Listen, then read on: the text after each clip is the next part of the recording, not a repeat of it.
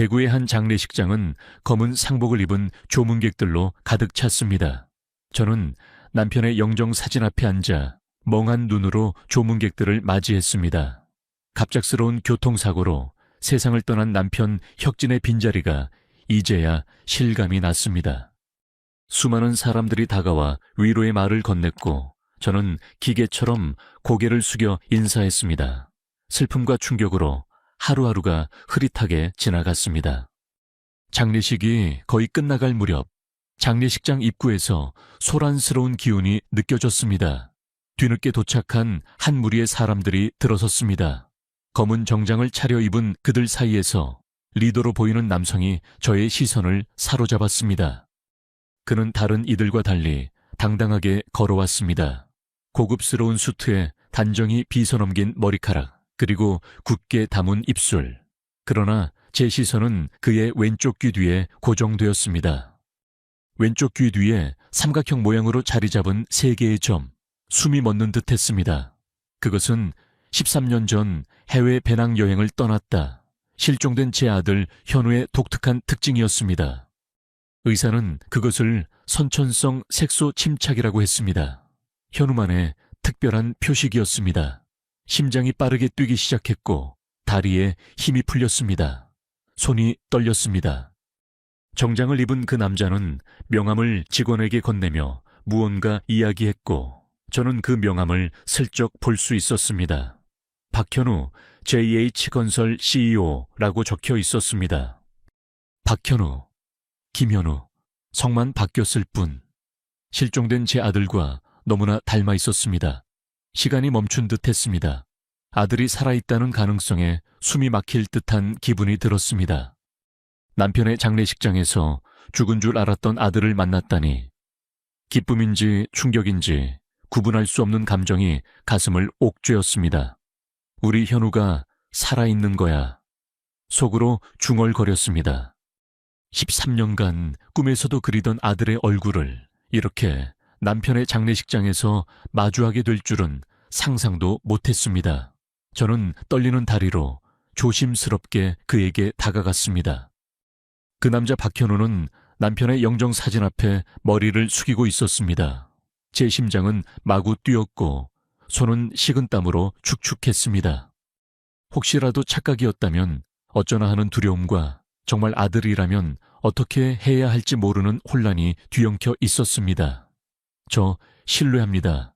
제 남편과 어떤 관계셨나요? 저는 떨리는 목소리로 물었습니다. 박현우는 고개를 돌려 저를 바라보았습니다.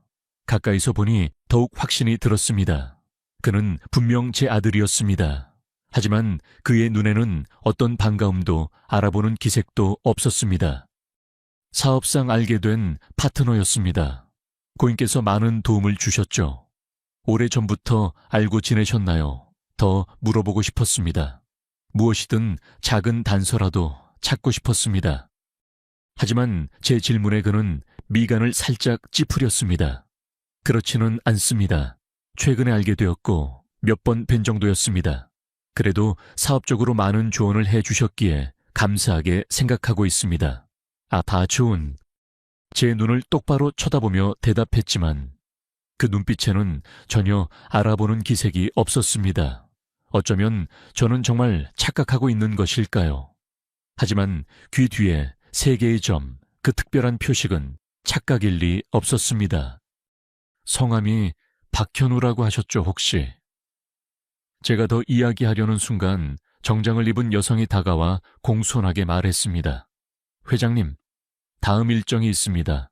이제 출발하셔야 합니다. 박현우는 시계를 확인하고 고개를 끄덕였습니다. 그리고 저에게 다시 고개를 숙여 인사했습니다. 부인께서는 많이 힘드실 텐데 삼가 위로에 말씀드립니다. 고인께서 좋은 곳에 가셨을 겁니다. 차대. 그리고 그는 뒤돌아서 자리를 떠났습니다. 저는 그대로 서서 그의 뒷모습을 바라보았습니다. 13년 전 배낭을 메고 집을 나서던 아들의 모습과 겹쳐 보였습니다. 눈물이 볼을 타고 흘러내렸습니다. 현우야, 작게 불러보았지만 그는 돌아보지 않았습니다. 그저 비서와 함께 장례식장을 빠져나갔습니다. 저는 그 자리에 한동안 서 있었습니다. 남편을 잃은 슬픔과 아들을 찾은 듯한 혼란이 뒤섞인 채로 괜찮으세요? 그때 장례식장 직원이 다가와 걱정스럽게 물었습니다. 저는 애써 미소 지으며 고개를 끄덕였습니다. 네, 괜찮아요. 혹시 방금 저와 얘기했던 분 아시나요? 박현우 씨라고 하던데. 박현우 씨요. 혹시 아는 사이세요? 요즘 뉴스에도 많이 나오는 분인데 젊은 나이에 큰 회사를 이끌고 계시는 대단하신 분이에요. 저는 그 말을 듣고 결심했습니다. 반드시 진실을 알아내야겠다고. 남편의 장례를 치르고 나면 그 남자가 정말 제 아들인지 확인해야 했습니다. 그가 제 아들이라면 왜 다른 사람으로 살고 있는지, 13년간 무슨 일이 있었는지 알아내야 했습니다. 남편의 장례식을 치른 지 일주일이 지났습니다. 그동안 저는 JH건설과 박현우에 대해 가능한 모든 정보를 찾아보았습니다. 인터넷 기사, 신문, 경제 매거진까지. 그는 몇 년 전부터 갑자기 한국 건설업계에 등장한 인물이었습니다. 해외에서 성공한 사업가라는 것 외에는 그의 과거에 대한 정보가 거의 없었습니다. 그리고 오늘 저는 마침내 그를 만나기 위해 JH건설 본사를 찾았습니다.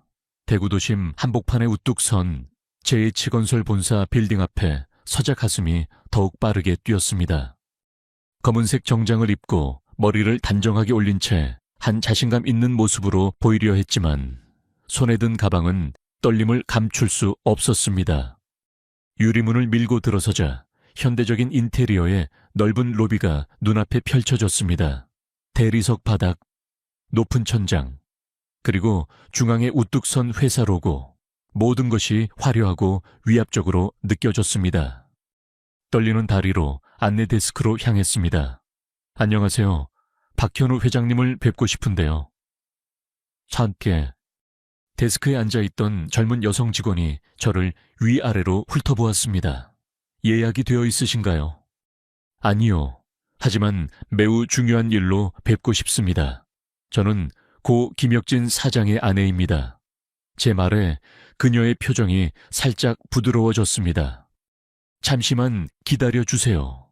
그녀는 전화를 걸었고 잠시 후 다른 여성이 로비로 내려왔습니다. 검은색 정장을 입은 그녀는 박현우의 비서임이 분명했습니다. 안녕하세요. 김혁진 사장님 부인분이시죠? 저는 박현우 회장님의 비서 이소연입니다. 네, 이수진입니다. 회장님을 잠시 뵐 수 있을까요? 비서는 공손하지만 단호한 표정으로 말했습니다. 정말 죄송합니다만 회장님은 오늘 모든 일정이 꽉 차 있습니다. 내일이나 다음 주에 예약을 도와드릴까요? 실망감이 밀려왔지만 포기할 수는 없었습니다. 정말 중요한 일이에요. 장례식 때도 배웠는데. 그 순간 엘리베이터에서 사람들이 내리는 소리가 들렸습니다. 그리고 그 중에서 한 사람이 눈에 띄었습니다. 박현우였습니다. 그는 몇몇 임원들로 보이는 사람들과 함께 무언가를 논의하며 로비를 가로질러 가고 있었습니다. 갑자기 그가 걸음을 멈추었습니다. 그의 시선이 저에게 닿았습니다. 잠시 그렇게 서로를 바라보았습니다. 제 심장은 귀가 아플 정도로 뛰었습니다. 현우가 천천히 다가왔습니다. 그의 얼굴에는 살짝 당혹감이 묻어 있었습니다. 김 사장님, 부인 아니신가요? 네, 맞습니다. 이수진이라고 합니다. 그가 고개를 끄덕였습니다. 무슨 일로 오셨을까요?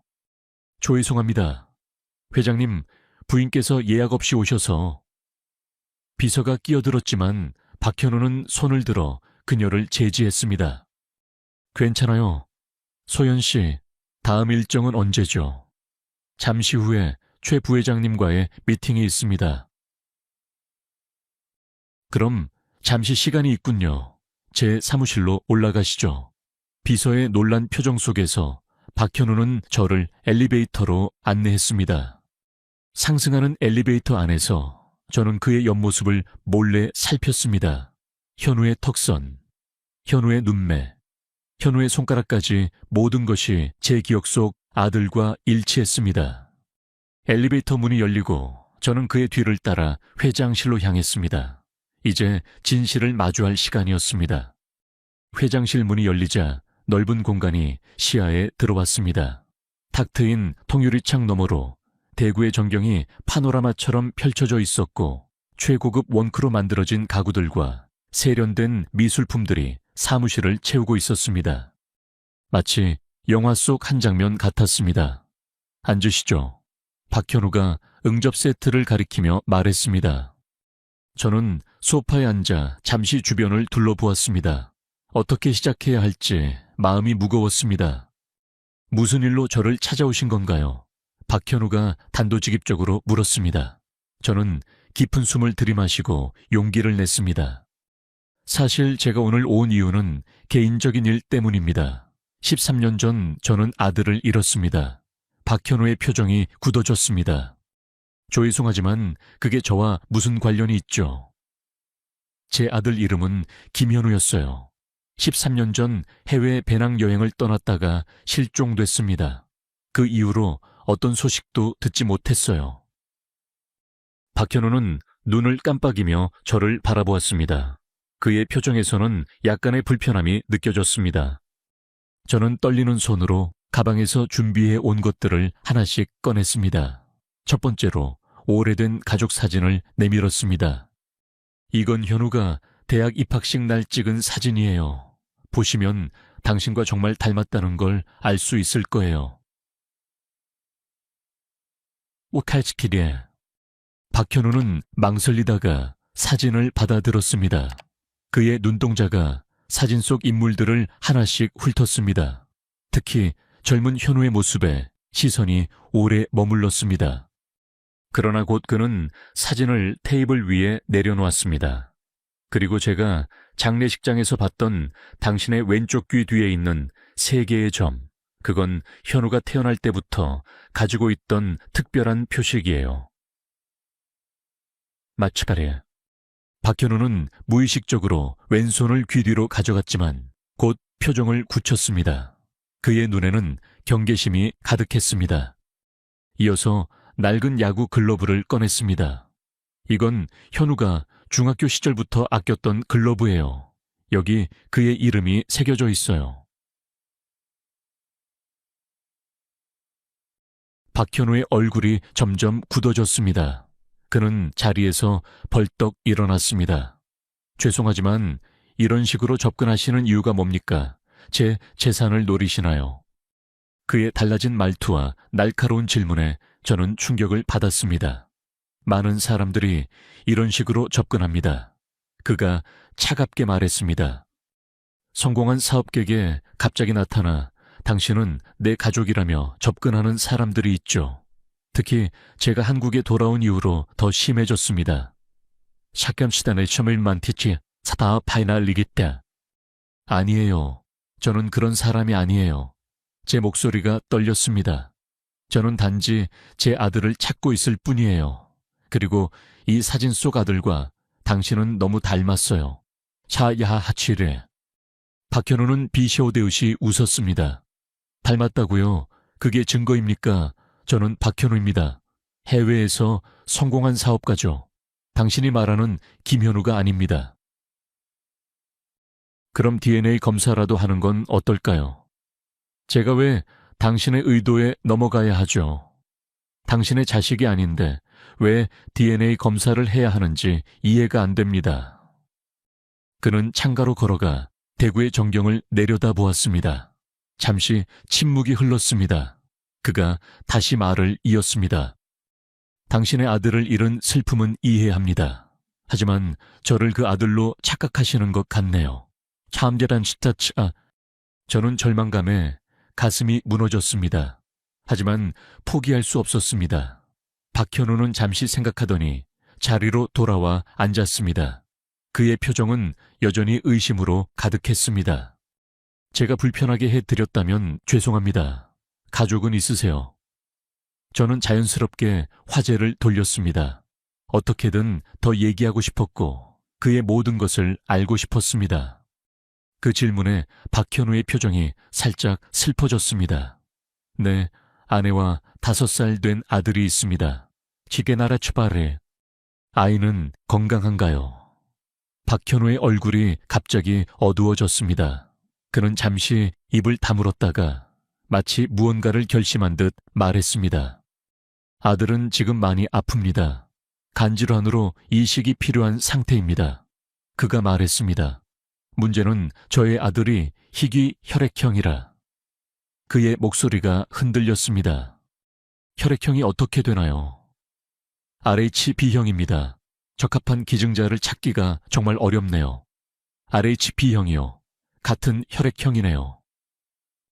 박현우의 눈이 커졌습니다. 저는 말을 이어가며 용기를 내었습니다. 제가 이식검사를 받아볼 수 있을까요? 박현우는 깜짝 놀란 표정으로 저를 바라보았습니다. 그의 얼굴에 수많은 감정이 스쳐 지나갔습니다. 의심, 희망, 혼란, 경계심이 뒤섞여 있었습니다. 왜 그렇게까지 하시려는 겁니까? 그가 낮은 목소리로 물었습니다.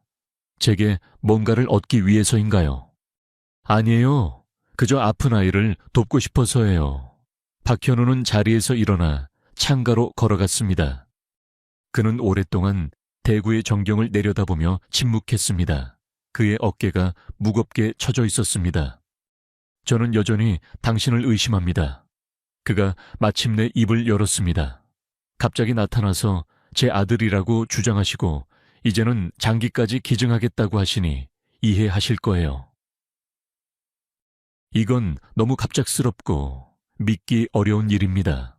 박현우는 천천히 저를 향해 돌아섰습니다. 그의 눈빛이 날카로웠습니다.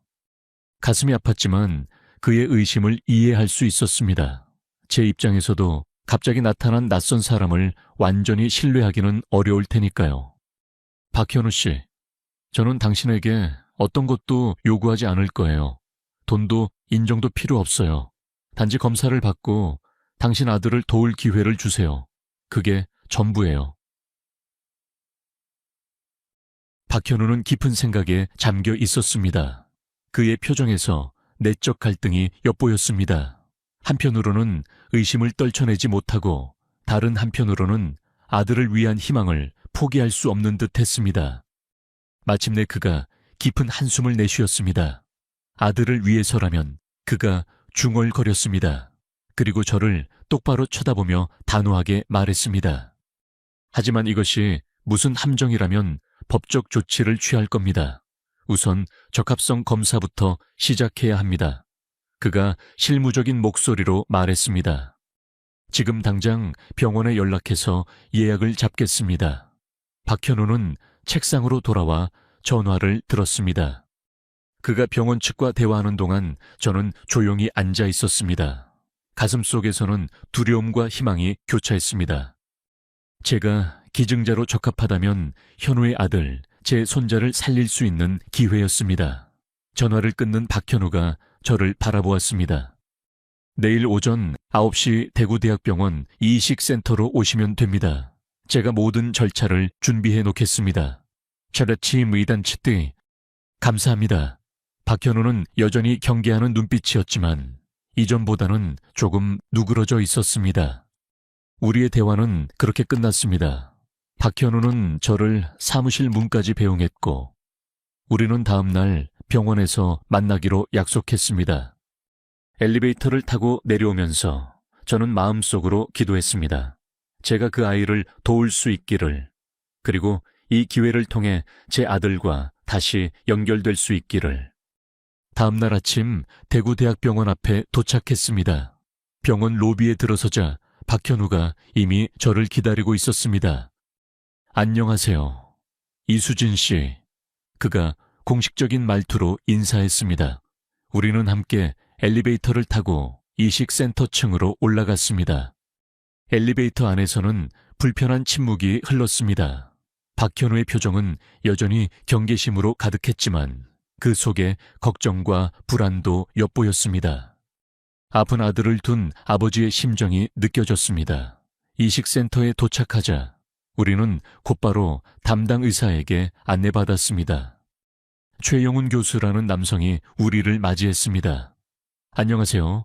박 회장님, 그리고 이수진 님이시죠? 저는 이식과 최영훈 교수입니다.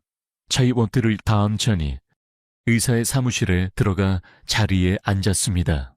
최 교수는 우선간 이식 기증에 관한 기본적인 정보와 절차를 설명했습니다. 오늘은 기본적인 검사들을 진행할 예정입니다. 혈액검사, 간 기능 검사, 심장 상태 확인을 위한 심전도와 심초음파 등이 있습니다. 차트 반. 검사 결과가 나오면 조직 적합성을 판단할 수 있을 겁니다. 얼마나 걸릴까요? 박현우가 물었습니다. 일부 결과는 오늘 중에 나오고 더 상세한 결과는 하루에서 이틀 정도 소요됩니다. 검사는 예상보다 길고 복잡했습니다. 혈액을 채취하고 심장 검사를 하고 간 초음파를 받았습니다. 저는 모든 과정에 기꺼이 임했습니다. 오후가 되어 일부 결과가 나왔습니다. 초혜 교수는 우리를 다시 상담실로 불렀습니다. 그의 표정이 놀랍게도 밝았습니다. 놀라운 결과가 나왔습니다. 이수진님의 초기 검사 결과 기증자로서의 적합성이 매우 높게 나타났습니다. 혈액형은 물론이고 HLA 항원 일치도가 매우 높습니다. 그게 무슨 뜻인가요? HLA는 인체의 면역 시스템과 관련된 유전자입니다. 보통 부모와 자녀 사이에서도 절반 정도만 일치하는데 박현우님 아들인 준영이와 놀라울 정도로 일치합니다. 이는 이식 성공률을 크게 높일 수 있는 요소입니다. 박현우의 눈이 커졌습니다. 그는 저를 바라보았고 그의 눈에는 의심과 함께 새로운 감정이 서려 있었습니다. 이렇게 높은 일치도는 흔치 않은 일인가요? 박현우가 조심스럽게 물었습니다. 네, 특히 혈연 관계가 없는 사람들 사이에서는 매우 드문 일입니다. 최 교수의 표정이 갑자기 심각해졌습니다. 그러나 한 가지 우려되는 점이 있습니다. 최 교수가 차트를 넘기며 말했습니다. 이수진님의 심장 검사 결과에서 약간의 이상이 발견됐습니다. 심전도 검사에서 불규칙한 리듬이 나타났고 심초음파에서도 경미한 심장 비대 소견이 있습니다. 그게 무슨 의미인가요? 최 교수는 깊은 숨을 들이마셨습니다. 수진님의 나이와 심장 상태를 고려하면 간 일부를 기증하는 수술은 생명을 위협할 수 있습니다. 간 이식 수술은 건강한 사람에게도 큰 부담을 주는 수술입니다. 현재 심장 상태로는 수술 중이나 수술 후 합병증 위험이 상당히 높습니다. 참시케라스탄. 그 말을 듣자 박현우의 표정이 급격히 변했습니다. 그는 자리에서 벌떡 일어났습니다. 그럼 안 됩니다. 잠시만요. 얼마나 위험한지 더 자세히 알려주세요. 최 교수는 눈을 깜빡이며 대답했습니다. 정확한 확률을 말씀드리기는 어렵지만 일반적인 기증자보다 합병증 발생 가능성이 2~3배 높다고 보시면 됩니다. 최악의 경우 사망에 이를 수도 있습니다. 방 안에 무거운 침묵이 내려앉았습니다. 박현우가 다시 입을 열었습니다. 이 정도 위험이라면 절대 받아들일 수 없습니다. 다른 기증자를 찾아보겠습니다. 차단. 하지만 이보다 적합한 기증자를 찾기가 쉽지 않을 거예요. 최 교수가 말을 이어갔습니다. 특히 이렇게 높은 일치도를 가진 기증자는 그래도 안 됩니다. 박현우가 단호하게 말했습니다. 다른 분의 생명을 위험에 빠뜨리면서까지 도움을 받을 수는 없어요. 최 교수는 우리를 번갈아 바라보다가 자리에서 일어났습니다. 두 분이 충분히 상의하실 수 있도록 잠시 자리를 비우겠습니다. 어떤 결정을 내리든 준영이에게 최선의 선택이 되길 바랍니다. 최 교수가 나가고 방 안에는 박현우와 저만 남았습니다. 저는 그를 똑바로 바라보며 말했습니다. 당신 아들을 살릴 수 있다면 저는 도전하고 싶어요. 하침의 나키를 연시다려 할 타치도한. 박현우는 혼란스러운 표정으로 저를 보았습니다. 왜 그렇게까지 하시려는 겁니까? 저는 당신이 제 어머니라는 말을 믿지 않습니다. 찻데리치바시. 그런데 왜 목숨까지 걸면서 제가 당신의 어머니가 아니더라도 도울 수 있는 사람이 있다면 돕는 게 맞다고 생각해요. 이제 자라나는 아이잖아요. 저는 살 만큼 살았고요. 박현우는 천천히 돌아섰습니다. 그의 눈에는 복잡한 감정이 어려 있었습니다. 하지만 그렇다고 해도 당신의 생명을 위험에 빠뜨릴 수는 없습니다. 저는 일어나 그에게 다가갔습니다. 제 선택을 존중해 주세요. 그냥 이렇게 나타나서 목숨까지 걸겠다니 이해할 수 없어요. 당신도 부모니까 이해할 수 있을 거예요. 자식을 위해서라면 무엇이든 할 수 있잖아요. 박현우는 깊은 한숨을 내쉬었습니다. 그의 얼굴에는 갈등과 혼란이 가득했습니다. 알겠습니다. 하지만 당신이 어머니라고 믿는 것은 아닙니다. 제 아들을 위해서입니다. 저는 현우를 바라보며 고개를 끄덕였습니다.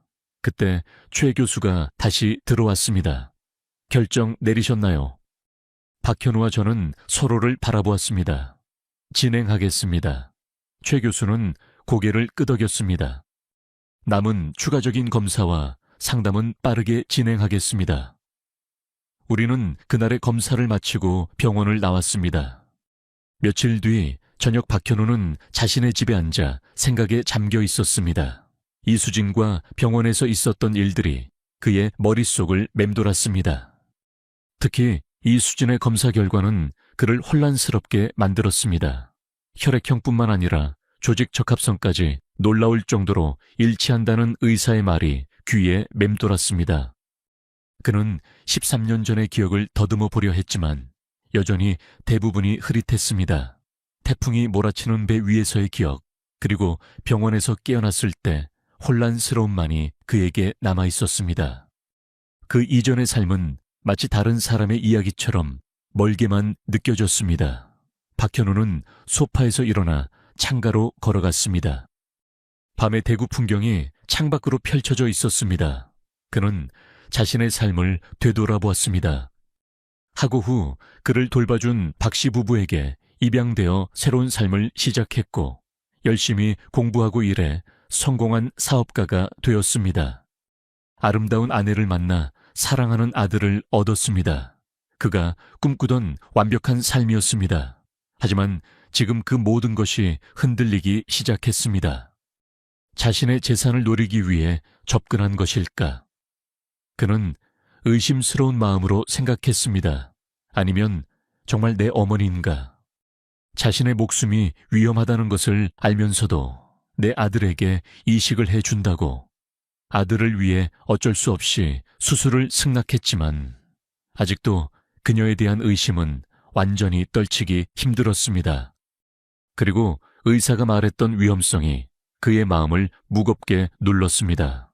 이수진의 나이와 심장 상태를 고려하면 수술은 생명을 위협할 수도 있다고 했습니다. 그런데도 그녀는 망설임 없이 기증을 자처했습니다. 만약 그녀가 정말 내 어머니라면 박현우는 혼란스러워했습니다. 13년간 나를 찾아다녔다면, 그리고 이제 찾았는데 내 아들을 위해 자신의 생명까지 걸겠다면 그는 다시 소파로 돌아와 앉았습니다. 테이블 위에는 얼마 전 이수진이 보여주었던 사진들이 놓여 있었습니다. 대학 입학식 날 찍은 가족 사진, 낡은 야구, 글러브. 그는 천천히 사진을 집어들었습니다. 사진 속의 젊은 남성은 분명 그와 닮아 있었습니다. 같은 눈매, 같은 미간의 주름, 같은 입술 모양. 그리고 사진 속의 따뜻한 미소가 그의 가슴을 아프게 했습니다. 도대체 무슨 일이 있었던 걸까? 그는 중얼거렸습니다. 박현우는 야구 글러브를 손에 쥐었습니다. 낡고 다른 가죽이었지만 왠지 모르게 친숙한 느낌이 들었습니다. 그는 무의식적으로 왼손으로 글러브를 끼워 보았습니다. 묘하게 손에 딱 맞는 느낌이었습니다. 그때 2층에서 작은 기침 소리가 들렸습니다. 박현우는 급히 글러브를 내려놓고 아들 방으로 향했습니다. 준영은 침대에 누워 있었고 그의 얼굴은 평소보다 더 창백해 보였습니다. 아빠, 준영이 작은 목소리로 불렀습니다. 응, 준영가 괜찮아. 박현우가 아들의 이마에 손을 얹으며 물었습니다. 지난번에 병원에 온 아주머니, 누구세요? 박현우는 잠시 망설였습니다. 아빠를 도와주려는 좋은 분이야. 박현우의 눈에 눈물이 고였습니다. 준영이를 재운 후 박현우는 다시 거실로 내려왔습니다. 그의 마음속에는 여전히 의심과 혼란이 가득했습니다. 이수진이 정말 그의 어머니라면 그것은 그의 모든 정체성을 뒤흔들 일이었습니다. 그리고 만약 아니라면 무언가 위험한 계략이 있는 것이 분명했습니다. 그는 결심했습니다. 박현우는 휴대폰을 꺼내 연락처를 찾아보았습니다. 그가 신뢰하는 유전자 검사 전문가였습니다. 이미 자정이 넘은 시간이었지만 그는 망설임 없이 전화를 걸었습니다. 박사님, 죄송합니다만 급한 일이 있습니다. 내일 DNA 검사를 의뢰하고 싶은데요. 최대한 빨리 결과를 받을 수 있을까요? 전화를 끊는 박현우는 깊은 숨을 내쉬었습니다. 수술은 내일로 예정되어 있습니다. 그 전에 진실을 확인하고 싶었습니다. 이수진이 정말 그의 어머니인지 아니면 교묘한 사기꾼인지. 그는 책상 서랍에서 오래된 수첩을 꺼냈습니다. 입양 부모님이 남겨준 것으로 그가 병원에서 발견되었을 당시의 상황이 기록되어 있었습니다. 태풍으로 인한 배사고, 한국인으로 추정되는 청년 심한 두부 외상과 기억 상실, 그리고 왼쪽 귀 뒤에 3개의 점. 김현우. 그는 이수진이 주장하는 이름을 불러보았습니다. 낯설지만 어딘가 친숙한 이름이었습니다. 밤이 깊어갔습니다. 박현우는 소파에 기대어 잠시 눈을 감았습니다. 창 밖으로 보이는 별들이 서서히 희미해지고 새벽의 첫빛이 하늘을 물들이기 시작했습니다. 수술 당일 아침, 저는 병실에서 이식 수술 준비를 하고 있었습니다. 간호사가 건네준 하늘색 수술복으로 갈아입고 머리망을 쓰고 모든 장신구를 제거했습니다. 긴장되세요. 간호사가 친절하게 물었습니다. 네, 조금 긴장된다고 대답은 했지만 사실 마음은 이상하리만큼 평온했습니다. 이제 제가 할 일이 명확했기 때문이었습니다. 제 아들을 찾았고 제 손자를 살릴 수 있다면 그것보다 더 중요한 것은 없었습니다. 병실 문이 열리고 박현우가 들어왔습니다. 그는 정장 차림이었지만 평소와 달리 넥타이는 매지 않았고 얼굴은 피곤해 보였습니다. 뜬 눈으로 밤을 샌 듯했습니다. 준비 다 되셨나요? 그가 조용히 물었습니다. 네, 거의요. 준영이는요? 아6층 소아병동에 입원했어요. 아내가 함께 있습니다. 잠시 침묵이 흘렀습니다. 박현우는 창가로 걸어가 밖을 내다보았습니다. 정말 후회 없으신가요? 전혀요. 박현우는 고개를 끄덕였습니다. 그리고 갑자기 제게 다가와 무언가를 건넸습니다. 작은 종이 봉투였습니다. 이게 뭔가요? 행운의 부적이라고 생각해 주세요. 그가 어색하게 웃으며 말했습니다. 양어머니가 제 어릴 적 수술 때 주셨던 거예요. 제 눈에 눈물이 고였습니다. 그가 저를 어머니라고 부르지는 않았지만 이런 소중한 것을 나눠준다는 것 자체가 그의 마음이 조금씩 열리고 있다는 신호처럼 느껴졌습니다. 고마워요. 그때 최영훈 교수와 간호사들이 병실에 들어왔습니다. 곧 수술이 시작됩니다. 이제 수술실로 모시겠습니다. 최 교수가 말했습니다. 간호사들이 침대를 밀기 시작했습니다. 박현우는 병실 문 앞에 서서 저를 바라보았습니다. 그의 눈에는 복잡한 감정이 어려 있었습니다. 침대가 복도를 지나 엘리베이터로 향하는 동안 저는 박현우가 몰래 제 베개 밑에서 무언가를 집어드는 것을 보았습니다. 머리카락 몇 가닥이었습니다. 그는 빠르게 그것을 작은 비닐 봉투에 넣어 주머니에 넣었습니다. DNA 검사를 위한 샘플이었을 겁니다. 저는 그의 행동에 안심이 되었습니다. 곧 그는 진실을 알게 될 겁니다. 수술실로 이동하는 동안 저는 마음속으로 기도했습니다. 여보, 보고 있나요? 우리 아들을 찾았어요. 그리고 이제 우리 손자를 살릴 거예요. 수술실은 차갑고 밝았습니다. 간호사들이 저를 수술대로 옮기고 마취의사가 다가왔습니다. 의식이 서서히 흐려지기 시작했습니다. 그 사이 박현우는 병원 복도를 빠르게 걸었습니다. 손에는 방금 채취한 머리카락 샘플이 들어있었습니다. 박현우는 진실을 기다렸다. 수술이 끝나고 준영의 생명을 살린 이수진. 그녀가 정말 어머니인지 DNA 결과가 모든 것을 밝힐 것이다. 여러분, 이 이야기에 대해 어떻게 생각하시나요? 댓글로 나눠주시고 좋아요와 공유, 채널 구독 부탁드립니다. 여러분의 응원에 진심으로 감사드려요.